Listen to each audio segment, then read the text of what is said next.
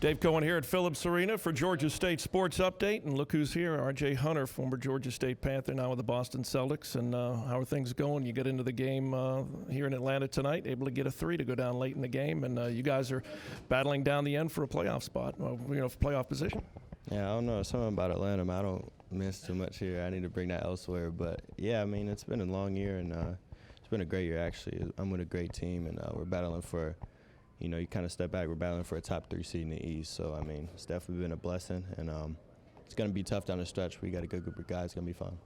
You're right. Something about Atlanta. Your NBA career high is 12 here back earlier in the season. Something about playing here at Phillips Arena is good for you, isn't it? Yeah, it is. It's something. I don't know if it's family in the stands or what or who it is. But, again, I think it's just fun, man. It kind of just brings me back, to appreciating where I'm at, because every time I'm here I realize I used to come here and watch games, and now I'm playing. So I think I kind of have a better appreciation for it.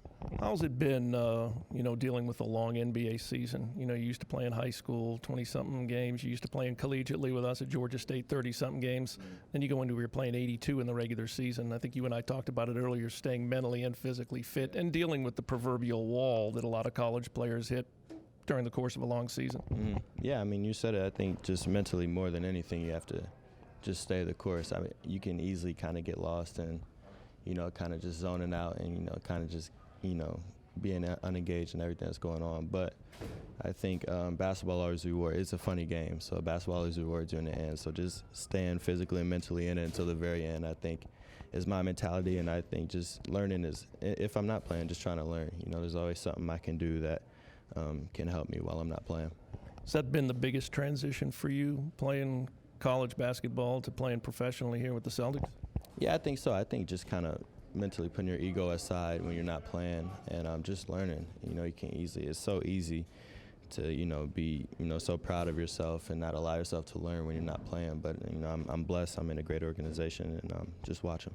With a good team, too. Any players taking you under their wing, kind of showing you the ropes here this rookie season? It's crazy. It's been a phase. It's been like 2 guys here, 2 guys there, 2 guys another time. So, I mean, rookies don't get that a lot. That's why I know there's no time to complain when you're not playing, because I'm in a solid spot, and a lot of guys helped me this year.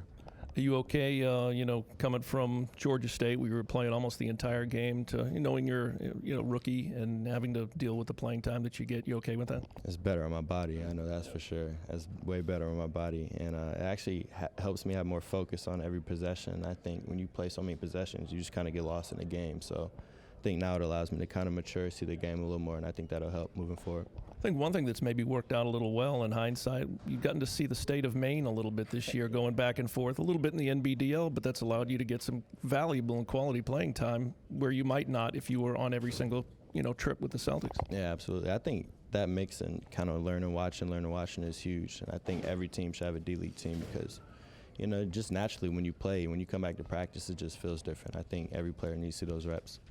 Well, you were from Indianapolis. You lived in Atlanta for a few years, now in Boston. How are you enjoying living in Boston now that you've been there just about an entire season? It's really cool, man. I've always wanted to be on the East Coast. Now I'm living there. It's a cool city.